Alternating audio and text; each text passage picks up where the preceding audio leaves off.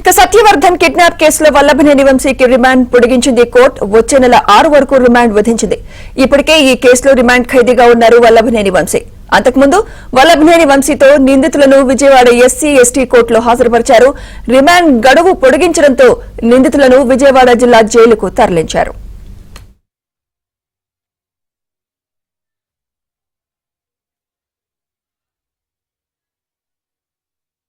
ఇప్పటికే ఈ కేసులో రిమాండ్ ఖైదీగా ఉన్నారు వల్లభనేని వంశీ. అంతకుముందు వల్లభనేని వంశీతో నిందితులను విజయవాడ ఎస్సీ ఎస్టీ కోర్టులో హాజరుపరిచారు. రిమాండ్ గడువు పొడిగించడంతో నిందితులను విజయవాడ జిల్లా జైలుకు తరలించారు.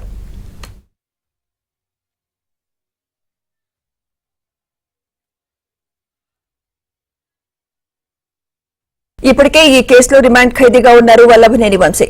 అంతకుముందు వల్లభనేని వంశీతో నిందితులను విజయవాడ ఎస్సీ ఎస్టీ కోర్టులో హాజరుపరిచారు. రిమాండ్ గడువు పొడిగించడంతో నిందితులను విజయవాడ జిల్లా జైలుకు తరలించారు.